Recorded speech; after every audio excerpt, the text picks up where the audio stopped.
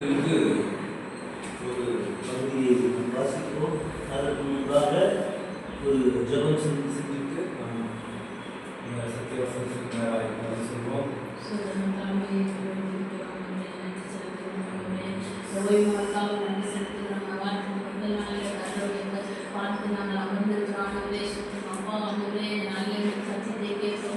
ஒரு வார்த்தையின்படி கர்த்தாவே நாங்கள் நடக்கும் எங்கள் புத்திகளை நாங்கள் பூர்த்தியாக்கிக் கொண்டு அதை கவனித்து எங்கள் புத்திகளை நாங்கள் கற்றுக்கொண்டு அதன்படி நடக்க கற்றுக்கிற கற்பனையை திருப்பி செய்த ராசனை மறைத்து கர்த்தாவே நீ பேசும்படியாக ஆவியானவரே உங்களை கேட்கிறோம். ஆண்டவரே சொல்ற கர்த்தாவே ஆண்டவரே இந்த நாளிலே இந்த வசனம் எங்களுக்கு கர்த்தாவே எங்கள் வசதிகளுக்கும் எங்கள் வித்தியத்திற்கும் ஆண்டவரே எங்கள் சிந்தைகளுக்கும் அதோட கர்த்தாவே பெரிய உணவாக இருந்த தண்டனையை திருப்பி செய்த கர்த்தாவே நாங்கள் எங்கள் சிந்தைகளை கர்த்தாவை புதுப்பித்துக் கொள்ள கர்த்தாவும் இந்த வசனத்தினாலே நாங்கள் வெளிப்பட திருப்பி செய்த இந்த நாளிலே சத்தியத்தை சத்தியமாக நாங்கள் அறிந்து கொண்டு அதன்படி நடக்க கர்த்தரை திருப்பி செய்த இயேசு கிறிஸ்துவின் மூலம் கருத்தை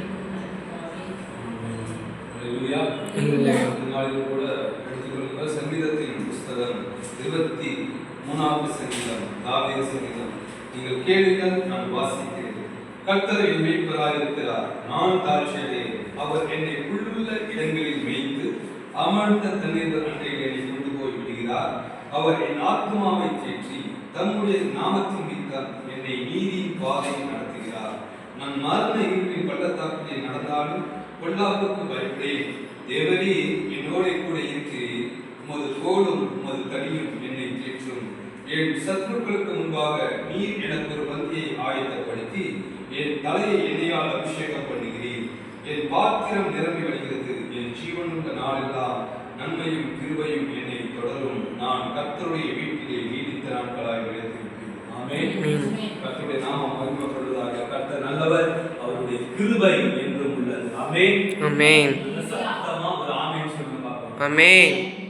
சில இடத்துல ஆமென் அல்லேலூயா இதெல்லாம் சத்தமா வரணும். நான் ஏற்கனவே சொல்லியிருக்கேன், ஆமென் அல்லேலூயா கேட்டு வாங்கி ஆண்டவருக்கு என்ன பண்ணக்கூடாது, கொடுக்கக்கூடாது. ஏன்னா அவர் நம்ம கேட்காமலே நிறைய காரியத்தை அவர் என்ன பண்ற நமக்கு செய்கிறார். அப்ப அவருக்கு தேவை அவருடைய நாமத்தை உயர்த்தணும், அவரை மகிமைப்படுத்தணும், அவரை கனப்படுத்தணும், அவரை தொழுது கொள்ளணும், அவரை ஆராதிக்க வேண்டும் என்பது மாத்திரமே. அப்ப எல்லாத்தையும் கேட்டு வாங்கி நம்ம அவருக்கு கொடுத்தோம். ஆமென் அல்லேலூயா சொல்லுங்க, ஸ்தோத்திரம் சொல்லுங்க அப்படின்னா இப்படி என்னோட பாஷையில சொல்றேன், நம்மளை விட கேவலமானவங்க யாருமே. ஆமென். ஆமென். சங்கீதத்தின் புஸ்தகம், இந்த சங்கீதம் 23.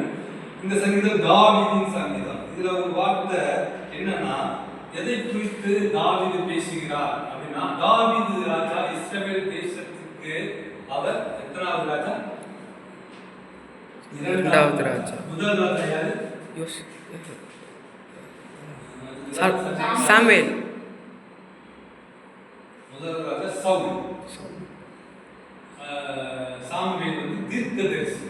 ராஜாவை சவுலையும் தாவீதையும் அபிஷேகம் பண்ணினவர், ராஜாவாக கர்த்தரால் ஏவப்பட்டு அபிஷேகம் பண்ணினவர் சாமுவேல் தீர்க்கதரிசி. சாமுவேலுக்கும் சவுலுக்கும் வித்தியாசம் தெரியும். சவுல் வந்து இஸ்ரவேல் தேசத்துடைய முதல் ராஜா, சாமுவேல் வந்து தீர்க்கதரிசி. தாவீது ராஜா இஸ்ரவேலுடைய இரண்டாவது ராஜா. இப்ப இந்த ராஜா என்ன சொல்றாரு? கர்த்தர் என் மேய்ப்பரா இருக்கிறார். இப்ப இந்த ராஜா யாரு? தாவீது ராஜா சொல்றாரு, இஸ்ரவேல் தேசத்தை ஆளுகை செய்கிறார். இவருக்கு கீழே அநேக தேசத்தினுடைய ஜனங்கள் உண்டு. தேசத்திலே அவர்களை வழிநடத்தக்கூடிய அதிபதிகள் உண்டு. இவருக்கு கீழே அநேக அமைச்சர்கள் உண்டு, அநேக போர் சேவகர்கள் உண்டு, போர் தளபதிகள் உண்டு, எத்தனையோ சேனை கூட்டங்கள் உண்டு. இவர் அவர்களை வழிநடத்த வேண்டும். ஆனா இவரு இங்க எத்தனையோ பொறுப்புகளை பிதாவாகிய தேவன் யெகோவா தேவன் இந்த தாவீது ராஜாவுக்கு ஒரு பொறுப்பை கொடுத்து இஸ்ரவேல் தேசத்தை ஆளுகை செய்யும்படியாக ஒரு ராஜாவாக அபிஷேகம் பண்ணி நியமித்திருக்கிறார் பிதாவாகிய தேவன். ஆனா இங்க எளிமையா தாவீது ராஜா என்ன சொல்றாருன்னா, கர்த்தர் என் மேய்ப்பரா இருக்கிறார். என்னை நான் இந்த உலகத்தை, இந்த ராஜ்யத்தை, இந்த இஸ்ரவேல் தேசத்தை ஆளுகை செய்தாலும் என்னை ஆளுகை செய்ய ஒருவர் உண்டு, அவர் என் பிதாவாகிய தேவன், யெகோவா தேவனாகிய கர்த்தர். ஆமென். அப்ப இந்த ராஜா யாருக்கும் அடிபணியணும்னு அவசியம் இல்லை, யாருக்கும் பதில் சொல்லணும்னு அவசியம் இல்லை. எல்லா அதிகாரத்துக்கும் இவர் உட்பட்டவர். இவர் ஒருத்தர அதிகாரத்துக்குள்ள எஸ் சொன்னா எஸ் தான், நோன்னு சொன்னா நோ தான். இவருக்கு எல்லா விதமான அதிகாரங்களும் கொடுக்கப்பட்டிருக்கு. ஆனா இவர் ஒருத்தரை முன்வைத்து சொல்கிறார், என்னை ஆளுகை செய்கிறவர் என்னுடைய மேய்ப்பர்.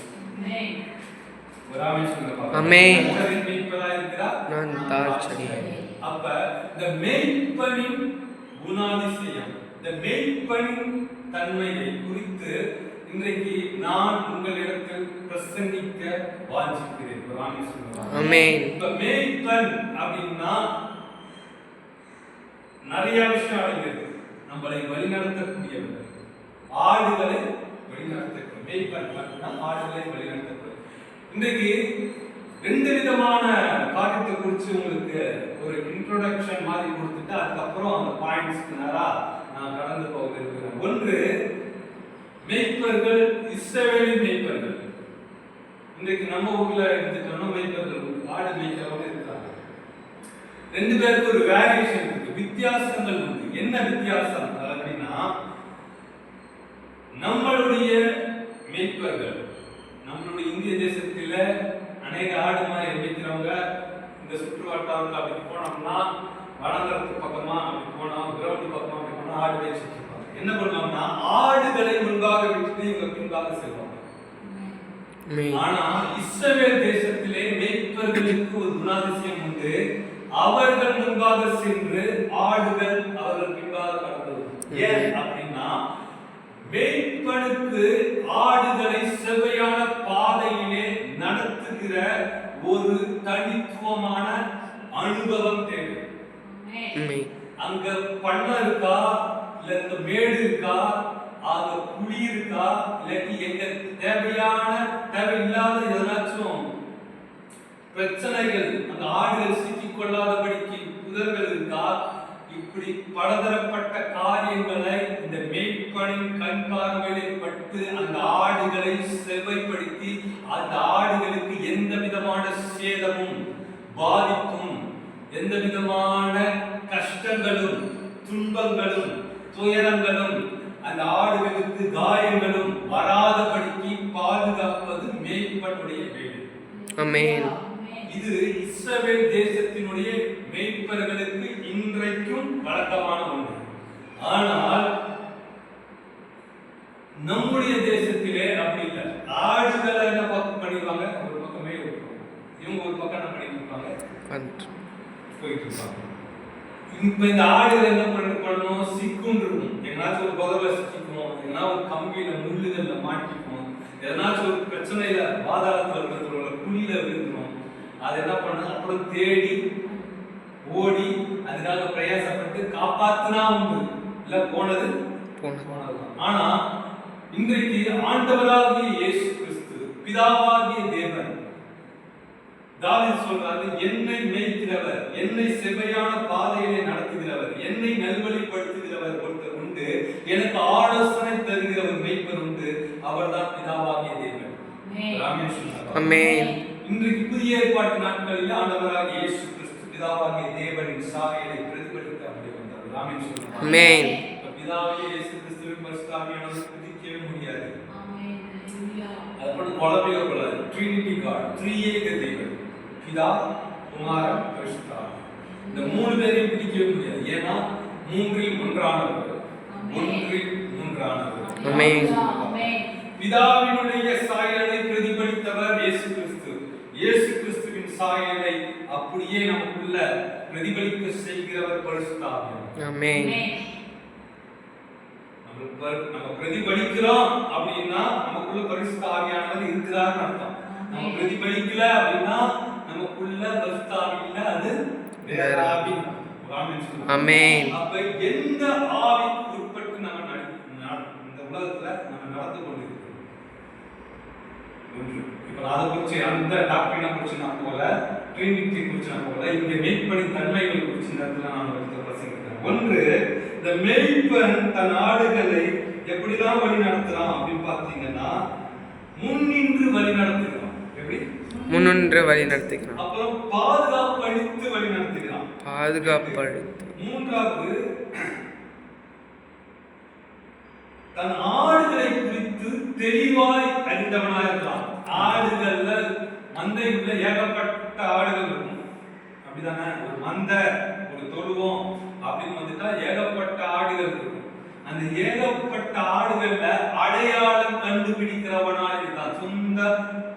சொந்தமான அந்த ஆடுகளுக்கு உண்டான மெய்ப்பன் தன் ஆடுகளை குறித்த அடையாளம் உள்ளவனாக இருக்கான். எல்லாரும் ஒரே மாதிரி தான் இருக்கும். நம்ம போய் திடீர்னு ஒரு மந்தத்துல பார்த்தோம்னா எல்லா ஆடும் நம்மளோட பார்வையில ஒரே மாதிரி தான் தெரியும். ஆனா அவனுக்கு மட்டும்தான் தெரியும் அந்த ஆடுக்குள்ள இந்த மண்ணுக்கு ஒரு ஸ்பெஷாலிட்டி கேரக்டர் இருக்கு, ஸ்பெஷாலிட்டி ஒரு ஒரு ஒரு விதமான குணாதிசயம் உண்டு. இதை எதை குறிச்சு நான் சொல்றேன்னா, மந்தனா மந்த உள்ளே நம்ம நிற்க கூடாது, கொஞ்சம் சபைக்குள்ள வரணும். மந்தை என்பது சபையை குறிக்கிறது, தொழுவம் சபையை குறிக்கிறது. அதுக்குள்ள இருக்கிற மந்தைகள், ஆடுகள் யாருன்னா நீங்களும் நானும். ஆமென். இப்ப இந்த மேய்ப்பனுக்கு, ஊழியக்காரனுக்கு, இயேசு கிறிஸ்துவுக்கு தெரியும் தன்னுடைய ஆடுகளின் அடையாளம்.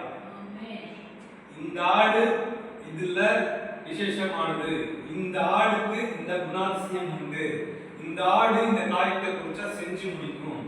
சபைக்குள்ள நடக்கிற விஷயம். ஒவ்வொரு மேய்ப்பனுக்கும் அந்த தனித்துவம் இருக்க வேண்டும். தன் ஆடுகளை அடையாளம் கண்டு கொள்வது மிக மிக முக்கியமான ஒரு அவசியம். இப்ப இப்படிப்பட்ட ஒரு குணாதிசயம். அடுத்ததாக ஒரு காரியம் சொல்றேன், தன்னலமற்ற தியாகம். மேய்ப்பனுக்கு என்னன்னா, தன்னலம் இருக்கக்கூடாது, எல்லாவற்றையும் சாக்ரிஃபைஸ் பண்ணி தன் ஆடுகளை என்ன பண்ணணும், ஜீவனை கொடுத்து காப்பாற்றணும். ஜீவனை கொடுத்து அதை காப்பாற்றணும், சேர்த்துக் கொள்ள வேண்டும். ஜீவனை கொடுத்து அதை மீட்டுக் கொள்ள வேண்டும். ஒரு ஆமென் சொல்லுங்க. ஆமென். இப்ப யாரும் வெயிட் பண்ணுற குணாதிசயங்களை சொல்றாங்க. இன்னொரு காரியம், அப்ப இந்த ஆடுகள் தன்னுடைய மேய்ப்பினிடத்துல எப்படி இருக்கும், எப்படி இருக்கணும் அப்படின்னா, ஆடுகள் எதை கொடுத்தா அந்த மேய்ப்பினிடத்துல இருக்கும் இஷ்டப்பட்டு. இதை உங்கள்கிட்ட ஒரு கொஸ்டினா கேட்பேன், தெளிவா பேசுங்க. சாப்பாடு, நல்ல ஆகாரத்தை கொடுக்கணும். ரெண்டாவது தண்ணீர், நல்ல ஆகாரத்தை கொடுக்கணும். தண்ணி, ஆகாரம் இதெல்லாம் இலைப்பாறுதல் கொடுக்கணும். இப்ப இந்த ஆடு புஷ்டியாக்கப்படணும், இந்த ஆடு கொழுத்து இருக்க வேண்டும், சுகித்து இருக்க வேண்டும், செழித்து இருக்க வேண்டும் அப்படின்னு பார்த்தா இந்த ஆடு என்ன பண்ணணும், இந்த ஆட்டுக்கு என்ன பண்ணணும், மேய்ப்பன் நல்ல ஆகாரத்தை கொடுக்கணும். சபைக்குள்ள நல்ல ஜனங்கள் பக்தியிலே பலப்பட வேண்டும், நல்ல ஆரோக்கியமா இருக்கணும், சத்தியத்துல இன்னும் அதிகமா பலப்பட்டு சத்தியத்துக்குள்ள சாங்கா நிற்கிற ஒரு அனுபவம் வேணும், நல்ல ஒரு பசுமையான ஒரு சூழல்ல இருக்கணும் அப்படின்னு பார்த்தோம் அப்படின்னா அவங்களுக்குள்ள என்ன இருக்கணும், நல்ல வசனத்தை கொடுக்கணும், சத்திய வசனத்தை கொடுக்கணும், போஷாக்க கொடுக்கணும், சத்திய வசனத்தை சத்தியத்தின் பிரகாரம் கொடுக்கணும். அப்பதான் அந்த சத்தியத்தை அவர்கள் மேய்ந்து கொள்ளும் போது அவர்கள் புஷ்டியுமாய் சம்பூர்ணமாய் சாப்பிட்டு என்ன பண்ணுவாங்க, திருப்தியை அடைவார்கள். இன்னொன்னு, இந்த ஆடுகளை மேய்க்கிற மேய்ப்பன் ஜீவனை கொடுக்கிறவனா இருக்கான். இயேசு கிறிஸ்துவானவர் இந்த உலகத்தின் இரட்சகராய் வந்தவர், இந்த உலகத்தில் இருக்க எல்லா ஆடுகளுக்காகவும் உங்களுக்காகவும் எனக்காகவும் ஜீவனை கொடுத்தார். அவர் நல்ல மேய்ப்பன். இயேசு கிறிஸ்துவ குட் ஷெப்பர்ட் அப்படின்றாங்க, நல்ல மேய்ப்பன் அப்படின்றாங்க. எந்த ஒரு மேய்ப்பனும் தன் ஆடுகளுக்காக ஜீவனை கொடுப்பானா அப்படின்னு கேட்டா ஒரு கொஸ்டின் மார்க் தான். இந்த உலகத்தில் இருக்கிற மேய்ப்பர்கள் குறித்து நான் சொல்றேன். ஆனா தன் ஆடுகளுக்காக ஜீவனை கொடுத்த ஒரே மேய்ப்பனான யாருன்னு பார்த்தா ஆண்டவராகிய இயேசு கிறிஸ்து. ஒரு ஒரு ஒரு வேர்டிங் ஒன்று பார்த்தேன். ஒரு வேடிக்கை ஒன்று நான் என்னுடைய மொபைலில் வச்சிருக்கேன். குலதெய்வங்களுக்கு பலியிடுவதை பார்த்திருக்கிறீர்கள், குலதெய்வமே பலியாகி வந்ததை பார்த்ததுண்டா? இந்த உலகத்துல எந்த குலதெய்வங்களுக்கும் மனுஷர்கள் போய் தான் பலியிட்டு. ஆனா இயேசு கிறிஸ்து மாத்திரம் தான் என்ன பண்ணாரு? மனுஷர்களுக்காக அவர் பலியானார். ஆமென். இந்த உலகத்துல வேற எந்த தெய்வமும் சொல்லப்படுகிற எந்த தெய்வமும் அப்படின்ற ஒரு காரியம் எந்த ஒரு மனுஷர்களுக்காகவும் அவங்க சாக்ரிஃபைஸ் பண்ணணும், அங்க பலி செலுத்தப்படல. ஆனா இயேசு கிறிஸ்து மாத்திரம் தான் பலி செலுத்தப்பட்டார். அல்லேலூயா. இது மேய்ப்பன் தன் ஆடுகளுக்காக செய்த சாக்ரிஃபைஸ். இப்ப இந்த மேய்ப்பன் எந்தெந்த காரியத்திலே தன் ஆடுகளை நடத்துகிறார் என்பதை ஒரு 4 காரியத்தை சொல்லி இந்த பிரசங்கத்தை நான் முடிக்க விரும்புகிறேன். 1, பசுமையில் நடத்துகிறார். சொல்லுங்க. பசுமையில் நடத்துகிறார்.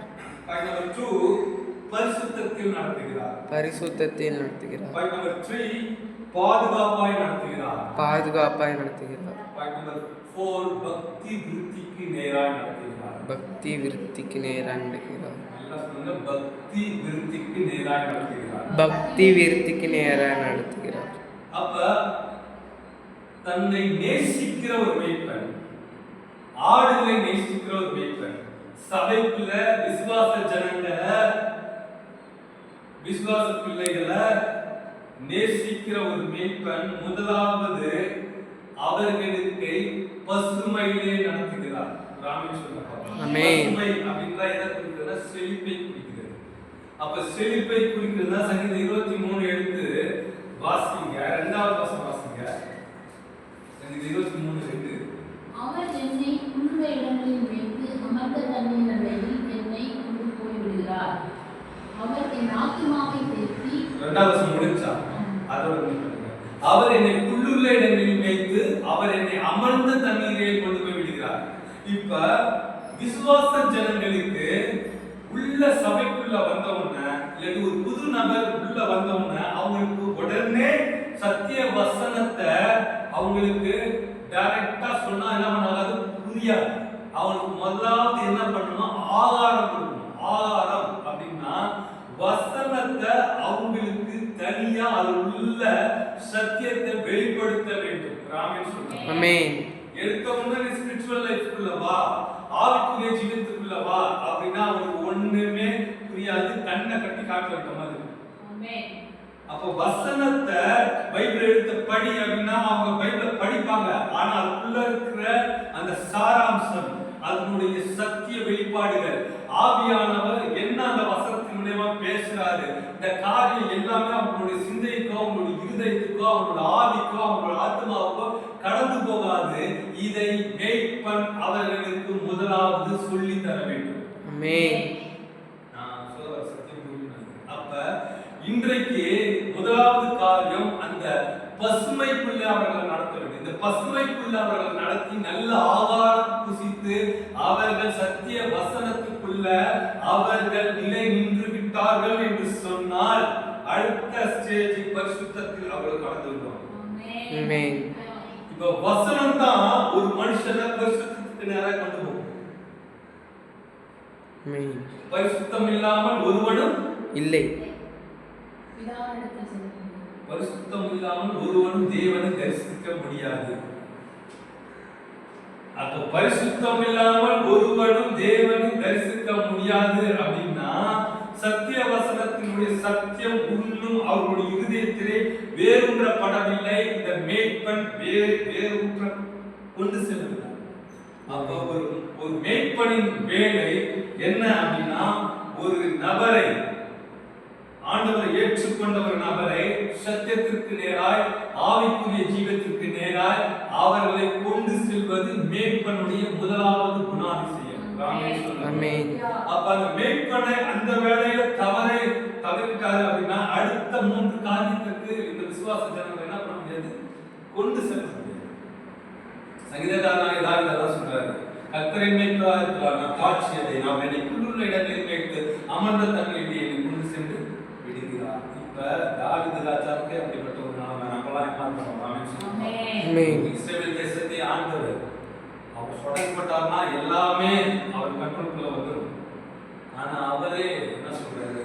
என்னை வழி நடத்துகிறவர், என்னை ஆளுகை செய்கிறவர், எனக்கு நல்ல போஷாக்கை தருகிறவர், நான் செழுமையும் புஷ்டியுமாய் இருக்கிறதற்கு என்னை மேய்க்கிறவர். உங்களையும் என்னையும் மேய்ச்சலில் கொண்டு போய் விடுகிறவர், நல்ல அமர்ந்த தண்ணீர் அண்டையில கொண்டு போய் விடுகிறவர் ஆண்டவராக இயேசு கிறிஸ்து ஒருவர். அப்படிப்பட்ட தேவனை நீங்களும் நான் என்ன பண்ணியிருக்கோம்? வணங்கி கொண்டு இருக்கிறோம், அவரை ஆராதித்துக் கொண்டு இருக்கிறோம். ஆனா எல்லாம் செஞ்சுட்டு தான் இருக்கிறோம். ஆனா எந்த அளவுக்கு நம்முடைய மேய்ப்பனுக்கு நாம் கீழ்ப்படுகிறோம், மேய்ப்பனுடைய வார்த்தையை எந்த அளவுக்கு நம்ம உட்கொள்கிறோம், சத்திய வசனத்தை உட்கொள்ள வேண்டும். நான் சொல்லல, வேதம் சொல்லுது. அசை போட வேண்டும். தெரிஞ்ச வசனத்தை நீங்க சொல்லிட்டே இருங்க, அதுல இருந்து அநேக காரியங்கள் வெளிப்பாடுகள் உங்களுக்குள்ளே வரும். அநேக சத்தியங்கள் வெளிப்பாடுகள் உங்களுக்குள்ளே வரும். இன்றைக்கு நீங்களும் நானும் முதலாவது வார்த்தையிலே என்ன பண்ண வேண்டும்? வெள்ளப்பட வேண்டும். வார்த்தையை அசை போட வேண்டும். பசுமையிலே நாம் நிலைநிற்கிறவர்களாக இருக்க வேண்டும். முதலாவது காரியம், மேய்ப்பன் தன் ஆடுகளை என்ன பண்றான்? பசுமையிலே நடத்துகிறார். இரண்டாவது காரியம், பரிசுத்தத்தை நடத்துகிறார். அடுத்த மூன்றாவது வாசிங்க, சங்கீதம் 23:3. அவரின் ஆத்துமாவை தேற்றி நம்முடைய நாமத்தின் நிமித்தம் என்னை நீதியின் பாதையில் நடத்துகிறார். ஆமென். அவர் என் ஆத்துமாவை தேற்றி அவருடைய நாமத்தின் நிமித்தம் என்னை என்ன பண்றாரு? நீதியின் பாதையில் நடத்துகிறார். இப்ப அந்த ஆத்துமான ஒரு வார்த்தை அங்க மென்ஷன் பண்ணியிருக்காங்க. பரிசுத்த வேதாகமத்துல பரிசுத்த ஆவியானவர் மென்ஷன் பண்ணியிருக்கிறார். அப்ப ஆத்துமா எதை நோக்கி பிரயாணம் பண்ணுகிறது அப்படின்னா பரிசுத்தத்தை நோக்கி பிரயாணம் பண்ணுகிறது. இப்ப சங்கீதக்காரனாகிய தாவீது சொல்றான், என் ஆத்துமா இந்த உலகத்தோடு ஒன்றி போவதல்ல, என் ஆத்துமா பரலோகத்தோடு ஒன்றி போகிறது. இன்றைக்கு ஆண்டவராக இயேசு கிறிஸ்துவை நாம் சுதந்திரித்துக் கொள்ள வேண்டும். ஆண்டவராக இயேசு கிறிஸ்துவுக்குள்ளே நாம் பிரயாணப்பட வேண்டும். பரலோக ராஜ்யத்துக்குள்ளே நாம் செல்ல வேண்டும் என்று சொன்னால் நம்மளுடைய ஆத்துமா கனெக்ட் ஆகும் பரலோகத்தோடு.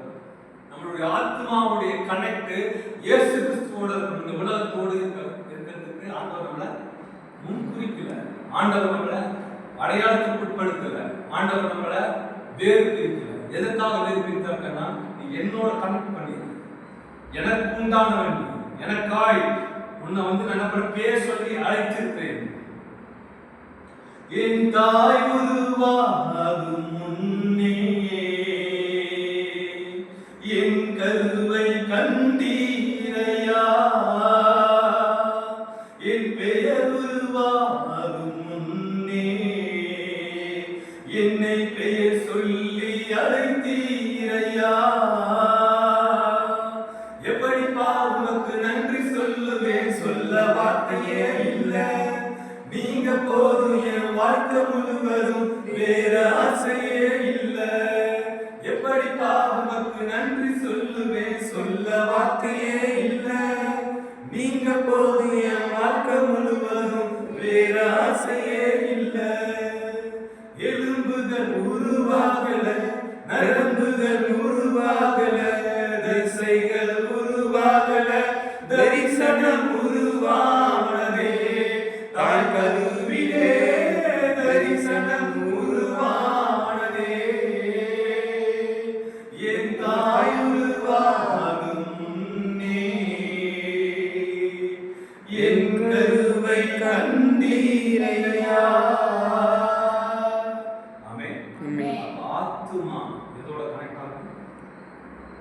பரலோகத்தோட கனெக்ட் ஆகும், இயேசு கிறிஸ்துவோட கனெக்ட் ஆகும். சில விஷயம்லாம் யோசிக்கும் கண்ணுக்கு தளரும். ஆனா கர்த்தர் நம் பட்சத்தில் இருக்கும்போது நமக்கு ஜெயத்தை உண்டு. தாய் தன் பாலகனை மறந்தாலும் நான் உன்னை மறப்பது. எவ்வளவு பெரிய வாக்கு! உலகத்துல முழுமையான ஒரு அன்பு தாய் கொண்டு தான் கொடுக்க முடியும். ஆனா அதை தாண்டி ஒரு வார்த்தை நமக்கு இருக்கு, தாய் உன்னை மறந்தாலும் நான் உன்னை. தாயின் மேலான ஒரு அன்பு ஆண்டவராகிய இயேசு கிறிஸ்து. இன்றைக்கு நீங்களும் நானும் ஏதோ ஒரு காரியத்தை இந்த உலகத்துல இழந்து போயிருக்கிறோம். ஆனா இன்றைக்கு கர்த்தர் நம்மளை பார்த்து சொல்லுகிற ஒரு வார்த்தை, நான் ஒரு பட்சத்தில் இருக்கிறேன். மீட்பனின் அடையாளம் அவருடைய அங்கீகாரம். ஆமென் சொல்லுங்க. ஆமென். அப்ப இரண்டாவது காரியம், இந்த ஆத்மா எதோடு தொடர்பா இருக்காருன்னா பரலோகத்தோடு, இயேசு கிறிஸ்துவோடு தொடர்பா இருக்காங்க. வசனம் படிங்க.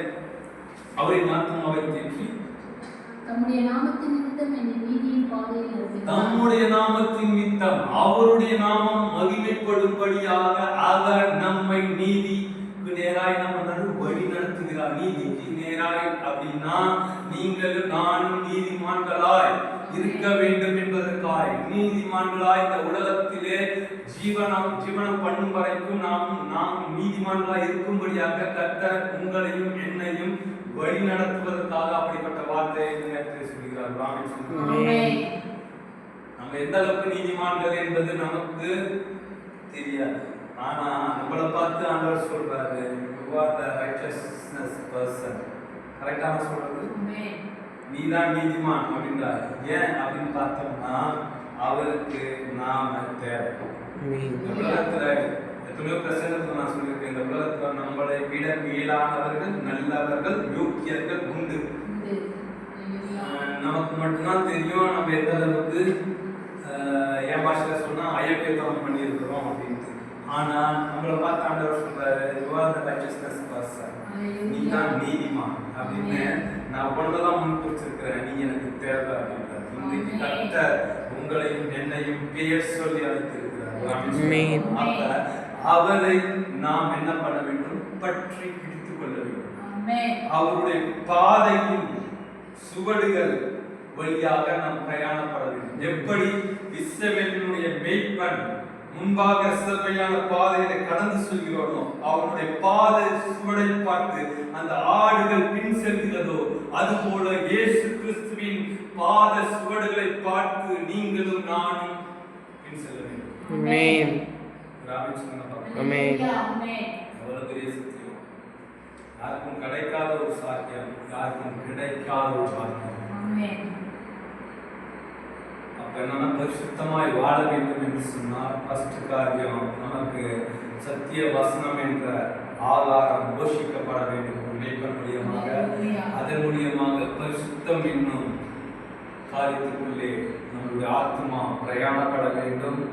அடுத்ததாக மூன்றாவதாக ஒரு காரியம், மீட்பனின் காரியம் என்னன்னா பாதுகாப்பாக என்ன சொல்றது? பாதுகாப்பாக. சங்கீதம் 23:4 வசனம். நான் மரண இருளில் பள்ளத்தாக்கில் நடந்தாலும் பொல்லாப்புக்கு பயப்படேன். தேவரீர் என்னோடு கூட இருக்கிறீர். உமது கோலும் உமது தடியும் என்னை தேற்றும். ஆமென். நான் மரண இருளில் பள்ளத்தாக்கிலே நடந்தாலும் பொல்லாப்புக்கு பயப்படேன். உமது கோலும் உமது தடியும் என்னை தேற்றும். சங்கீதக்காரனாகிய தாவீது சொல்றார். தாவீதுடைய வாழ்க்கையில அவர் சிறு வயது முதல் அவர் ராஜரீகம் பண்ணுகிற நாட்கள் முடியும் வரைக்கும் அவருக்கு ஏகப்பட்ட பிரச்சனைகள். சொந்த குடும்பத்தினால பிரச்சனை, சொந்த பிள்ளைகளால் பிரச்சனை, சொந்த தேச ஜனங்களால் பிரச்சனை, எத்தனையோ பிரச்சனைகளை அவர் சந்தித்துக் கொண்டேதான் இருந்தார். ஆனாலும் கர்த்தர் அவர் பட்சத்திலே நின்று கொண்டே இருந்தார். அதுதான் சங்கீதக்காரனாகிய தாவீது சொல்ற, கர்த்தரை எப்பொழுதும் எனக்கு முன்பாக வைத்திருக்கு, அவர் எனது வலது பார்சத்திலே வீற்றிருக்கிறபடியால் நான் அசைக்கப்படுவதில்லை. இன்னைக்கு நீங்களும் நானும் அசையாம நிக்கணும் அப்படின்னா கர்த்தரை எல்லா காரியத்திலும் முன்வைக்கணும்.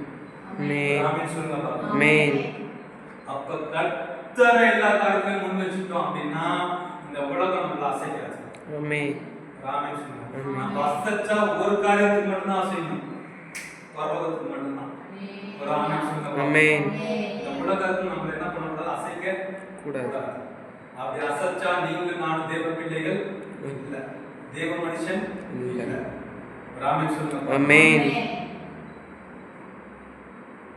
அப்ப இந்த காரியம் எதை குறிக்கிறது அப்படின்னா, மேய்ப்பனின் காரியம். தன் ஆடுகளை பாதுகாக்க வேண்டும் என்று சொன்னால் தன் ஜீவனை கூட பொருட்படுத்தாதபடிக்கு அர்ப்பணித்து தன்னுடைய ஆடுகளை, மந்தைகளை என்ன பண்ணணும்? பாதுகாக்க வேண்டும். லூக்கா எழுதின சுவிசேஷத்திலையும் மத்தேயு எழுதின சுவிசேஷத்திலையும் லூக்கா 15 மத்தேயு 18 எடுத்துக்கொள்ளுங்க, ஆனா வாசிக்காதீங்க. ரெண்டுத்துலயுமே ஒரே சம்பவத்தை குறித்து தான் உண்மையாக இயேசு கிறிஸ்து சொல்றார். ஒரு மனுஷன் 100 ஆடுகள் வச்சிருக்கிறார்.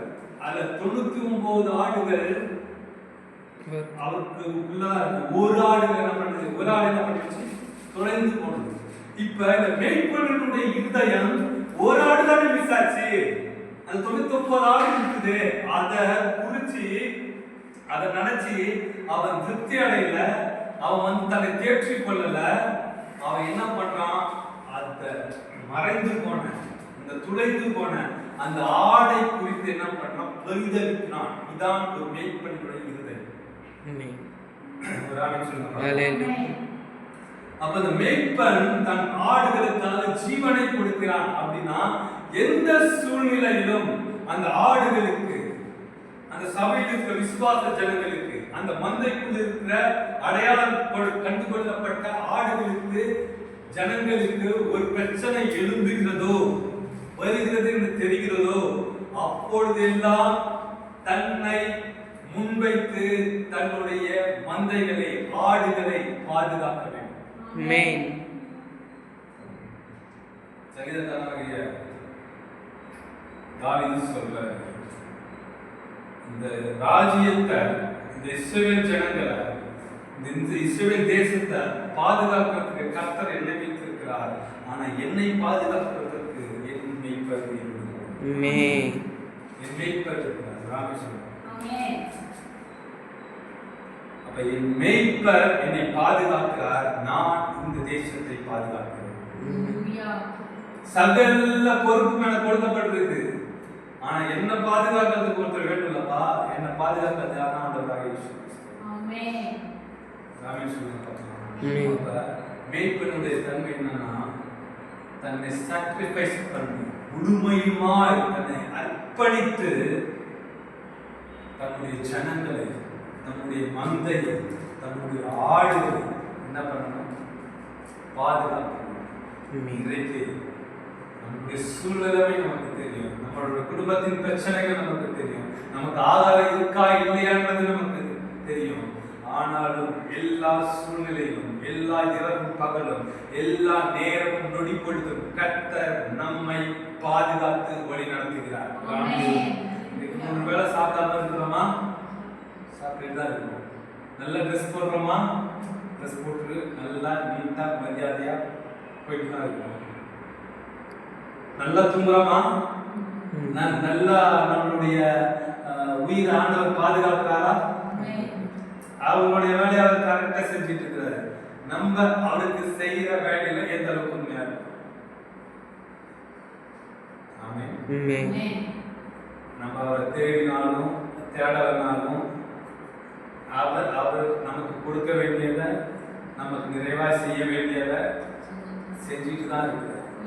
நாம இதை கேட்டுக்கொண்டிருக்கிற வார்த்தையை கேட்டுக்கொண்டிருக்கிற அன்பு பிள்ளைகளுக்கு சொல்லுகிற ஒரு காரியம், அது கிறிஸ்தவராக இருக்க வேற எந்த சமூகமாக இருந்தாலும் சொல்லுகிற ஒரு காரியம், நீங்க நினைச்சுக்கலாம், இன்றைக்கு ஆண்டவர் உங்களோடு இடைபெறுவார் என்று சொன்னால் கர்த்தர் உங்களை நேசிக்கிறவராய், அவர் உங்களை மேய்க்கிறவராய் இருக்கிறார். அவன் நினைச்சுக்கலாம் கிறிஸ்தவர்களுக்கு மட்டும்தான் இந்த பிரசங்கம், கிறிஸ்தவர்களுக்கு மட்டும்தான் அந்த வார்த்தை இல்லை. அகில உலகத்திற்கும் ஆண்டவராக இயேசு கிறிஸ்து ரட்சகராய் வந்தார். அகில உலகத்திற்கும் எல்லா ஜனங்களுக்காகவும் அவர் சிலுவையில் மரித்தார். மூன்றாம் நாள் உயிரோடு எழுப்பினார். திரும்பவும் வரப்போகிறார் நியாயத்திற்கு நாட்களிலே. இந்த காரியமும் அகில உலக ஜனங்களுக்காய் பிரசங்கிக்கப்படுகிற ஒரு காரியம். கிறிஸ்தவர்களுக்கு மாத்திரமல்ல, யூதர்களுக்கு மாத்திரமல்ல, இஸ்ரவேல் ஜனங்களுக்கு மாத்திரமல்ல, எல்லா உலக ஜனங்களுக்கும் ஆண்டவராக இயேசு கிறிஸ்து ஒருவர் மாத்திரமே இரட்சகர். ஆமென். நான் பகிரங்கமாக தான் பேசுவேன், பகிரங்கமாக தான் பேசணும். எனக்குள்ள இருக்கிற ஆவியானவர் எனக்குள்ள ஈடுபடுத்தார். அதை குறித்து நான் பயப்படவும் மாட்டேன். எனக்கு எந்த விதமான கலக்கமும் கிடையாது, பதட்டமும் கிடையாது. ஆமென். மூன்று காரியம் சொன்னேன். பசுமை, பரிசுத்தம், பாதுகாப்பாக நான்காவது பக்தி விருத்திக்கு நேராக. இப்ப இந்த 3 காரியமும் எதை நோக்கி நம்ம பிரயாணப்பட செய்கிறது? அடுத்த வருஷம் 5வது வருஷம் என் சத்துருக்களுக்கு முன்பாக நீர் எனக்கு ஒரு தந்தையை ஆயத்தப்படுத்தி என் தலையை எண்ணெயால் அபிஷேகம் பண்ணி என் பாத்திரம் நிரம்பி வழிகிறது. அடுத்த வருஷம் என் ஜீவனுள்ள நாளெல்லாம் நன்மையும் கிருபையும் என்னை தொடரும். நான் கர்த்தருடைய வீட்டிலே நீண்ட நாட்களாய் நிலைத்திருப்பேன். என் சத்துருக்களுக்கு முன்பாக நீர் எனக்கு ஒரு பந்தியை ஆயத்தப்படுத்துகிறீர்கள். அப்ப 4வது பாயிண்ட் என்ன சொன்ன? பக்தி விருத்தி. இப்ப எத்தனையோ சத்துருக்கள் தாவீதுக்கு முன்பாக நிற்கிறாங்க. என் சொந்த மகன் அப்சலோம் எதிர்த்து நிற்கிறார். உடன் இருந்த எத்தனையோ நபர்கள் எதிர்த்து நிற்கிறாங்க. ஒரு பக்கம் சவுல், இன்னொரு பக்கம் அப்சலோம், இன்னொரு பக்கம் அவர் கீழே தேசத்தில் இருக்கிற ஜனங்கள்.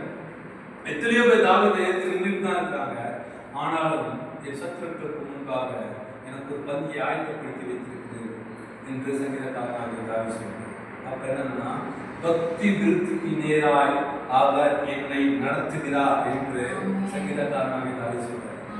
எல்லா பிரச்சனையும் இருக்கு உலகத்துல, எல்லா பிரச்சனையும் இருக்கு. ஆனாலும் அந்த பிரச்சனை மத்தியிலே மத்தியஸ்தராய் இருந்து எல்லாவற்றுக்கும் ஒரு தீர்வை உண்டு பண்ணுவாங்க. அது ஆண்டவராக இயேசு கிறிஸ்து ஏற்படுத்தியிருக்கிறார். இன்றைக்கு உங்களுக்கும் எனக்கும் மத்தியஸ்தராய் இருந்து எல்லா விதமான பிரச்சனையும் ஷார்ட் அவுட் பண்றதுக்கு ஆண்டவராக இயேசு கிறிஸ்து ஒருவர் நல்ல மேய்ப்பனாய் இருந்து நம்மளை வழி நடத்துகிறார். என் ஜீவனுள்ள நாட்கள் எல்லாம் என் நன்மையும் கிருபையும் என்னை தொடரும்.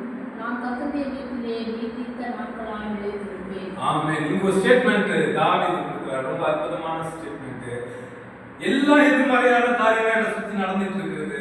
ஆனா என் ஜீவனுள்ள நாட்கள் எல்லாம் மென்ஷன் பண்ணிட்டார். என்னன்னா, என் ஆயுசு நாட்கள் முடிகிற வரைக்கும் நன்மையும் கிருபையும் என்னை பின்தொடரும். நல்ல இப்ப எல்லாமே இந்த சுத்தி நடக்கிறது எல்லாமே எதிர்மறையான காரியம் தான். ஆனா என் ஜீவன் போக போதில்லை. அந்த நாள் வரைக்கும் எனக்காக கட்ட நன்மையான காரியங்களே இந்த உலகத்திலே வைத்தவர். நன்மையும் கிருபையும் என்னை தொடரும் கடைசி வரைக்கும். ஏன்னா அது ப்ராமிஸான ஒரு வார்த்தை. அப்புறம் சொல்றாரு, என்னது கடைசி ஆலயம்? நான் கர்த்தருடைய வீட்டிலே நீடித்த நாட்களாய் நிலைத்திருக்கேன். அது தொழுவத்துக்குள்ள நான் அடங்கி இருக்கும் பொழுது நன்மையும் கிருபையும் என்னை தொடரும். ஆலயத்துக்குள்ள, சபைக்குள்ள, மேய்ப்பனின் சத்தத்துக்குள்ள, மேய்ப்பனுடைய வார்த்தைக்குள்ள, மேய்ப்பனுடைய பரிசுத்தத்துக்குள்ள, மேய்ப்பனுடைய போஷாக்குக்குள்ள நான் அடங்கி இருக்கும் பொழுது இதெல்லாம் எங்க கிடைக்கும்னா சபைக்குள்ளதான் கிடைக்கும். இதெல்லாம் எங்க கிடைக்கும்னா ஜப ஆலயத்துலதான் கிடைக்கும். இதுக்குள்ள நான் அடங்கி இருக்கும் பொழுது இந்த உலகத்தை நிச்சயமா ஜெயிக்கிறேன். சங்கீதக்காரனுடைய கடைசி ஸ்டேட்மெண்ட் அதான். அப்ப அதுதான் சொல்றாரு, இந்த உலகம் எனக்கு எதிர்மறையா நிற்கலாம், என் சொந்த குடும்பம் எனக்கு எதிர்மறையா இருக்கலாம், என் மகன் எனக்கு எதிர்மறையாக இருக்கலாம், என்னுடைய மாமனார் சவுல் எனக்கு எதிர்மறையா நிற்கலாம், என் ஜனங்கள் எனக்கு எதிர்மறையா நிற்கலாம். ஆனாலும் ஆனாலும் ஆனாலும் என் தேவன் என் பட்சத்திலே இருக்கிறார். அவர் ஆலயத்துக்குள்ளே நான் பிரவேசிக்கும் பொழுது, வார்த்தையை நான் உட்கொள்ளும் பொழுது, பரிசுத்தத்துக்கு நேராய் நான் ஆத்மாவை நான் திருப்பும் பொழுது, பக்தி விருத்திக்கு நேராய் என்னுடைய சிந்தையை, என்னுடைய இருதயத்தை, என்னுடைய ஆத்மாவை நான் செயல்படுத்தும் பொழுது நான் இந்த உலகத்தை ஜெயிப்பேன். நன்மையும் கிருபையும் என்னை கடைசி வரைக்கும் என்ன பண்ணும்? பின்தொடரும். என் ஜீவனுள்ள நாளெல்லாம் நன்மையும் கிருபையும் பின்தொடரும். அப்ப இன்றைக்கு உணர்த்தப்பட்டவர்களா இந்த சத்திய வார்த்தை உங்களோட நான் பேசுகிறேன். நான் எடுத்துட்டு வந்த இதே சத்தியத்தை நான் எடுத்துட்டு வந்த டாபிக் வேற. ஆனா இது வந்து நான் பேசுற டாபிக் வேற. ஆவியானவர்கள் நடத்துறது வேற மாதிரி இருக்கும். என்ன நேரத்துல எந்த வார்த்தை எங்க கொடுக்கணும் அவருக்கு மட்டும்தான் தெரியும். நான் ஒன்று நினைச்சு நான் ஒன்று பேசி நான் ஒன்று எடுத்துட்டு வந்தேன். ஆனா இன்றைக்கு ஆண்டவர் வேற மாதிரி பேசி முடிச்சிருக்கேன். 4 காரியத்தை பற்றி நான் பேசுறேன். ஃபர்ஸ்ட் பசுமையா இருக்கணும். ஆடு பசுமையா இருக்கணும். பசுமையா இருக்கணும் அப்படின்னா மேய்ப்பனுடைய மேய்ச்சலுக்கு இணங்கி இருக்க வேண்டும். வசனத்துல நாம் பசுமையா இருக்கணும். வசனம் நமக்குள்ள இருக்கணும். வசனம் நமக்குள்ள இருக்கணும்னா வசனத்தை நாம் உட்கொள்ள வேண்டும், அசை போட வேண்டும், வசனத்தை படிக்கணும், பைபிளை படிக்கணும். இரண்டாவது காரியம் பரிசுத்தமா பரிசுத்தமா இருக்கணும். இந்த உலகத்திலே நாம் தொடர்புடையவர்களா இருந்தாலும், இந்த உலகத்திலே நாம் வாழ்ந்து கொண்டிருந்தாலும், இந்த உலகத்திலே நம்முடைய வாழ்வாதாரம் பொருளாதாரம் செயல்பட்டு கொண்டிருந்தாலும், நம்மளுடைய கனெக்டிவ், நம்மளுடைய தொடர்பு பரிசுத்தத்திற்கு நேராய், பரலோகத்திற்கு நேராய், இயேசு கிறிஸ்துவுக்கு நேராய் இருக்க வேண்டும். மேய்ப்பனினுடைய சத்தத்திற்கு நேராய் இருக்க வேண்டும். பாதுகாப்பாக பாதுகாப்பாக நடத்துகிறார். அப்ப பாதுகாப்பாய் நடத்தப்பட வேண்டும் என்று சொன்னால், நாம் நடக்க வேண்டும் என்று சொன்னால், மேய்ப்பனுடைய பாத சுவடுகளை பின்பற்றி நடக்கிறவர்களா இருக்கணும். நம்ம இஷ்டத்துக்கு, நம்மளுடைய கண் போன போக்குக்கு நம்மளுடைய கால் என்ன பண்ணக்கூடாது, போகக்கூடாது. மேய்ப்பனின் சுவடுகளை கண்டு கொண்டு அதன் வழியாக நாம் பிரவேசிக்கிறவர்களா இருக்க வேண்டும். மூன்றாவது காரியம். நான்காவது காரியம், பக்தி விருத்திக்கு நேராக இருக்க வேண்டும். பக்தி விருத்திக்கு நேராய் நாம் செயல்பட வேண்டும் என்று சொன்னால், தேவனுடைய ஆலயத்திற்கு நாம் கடந்து செல்ல வேண்டும். தேவனுடைய ஆலயத்திற்குள்ளே, மந்தைக்குள்ளே அடங்கி இருக்க வேண்டும். தேவனுடைய வார்த்தைகளை நாம் கேட்க வேண்டும். அப்பொழுது நம்மளுடைய ஜீவனின் நாட்கள் முடியும் வரை நன்மையும் கிருபையும் நம்மை பின்தொடரும். இதெல்லாம் சங்கீதக்காரனாக இந்த உலகத்தில் உண்டான இதுவரை காரியங்கள் எல்லாம் நம்ம மறந்து, அதை மறைச்சு ஆண்டவருடைய வார்த்தையை கொண்டு நம் தேவை எடுத்துட்டு போயிட்டே இருக்கோம். நீங்களும் நானும் அப்படிப்பட்ட சத்தியத்திற்குள்ளே வாழ்ந்தோம் என்று சொன்னால், சங்கீதக்காரன் தாவீது போல எல்லா சூழ்நிலைகளிலும், எல்லா பிரச்சனைகளையும் நாம் மேற்கொள்ளவர்களாய் செயல்படுத்த முடியும். கர்த்தர் தாமே இந்த வார்த்தையை ஆசீர்வதிப்பாராக.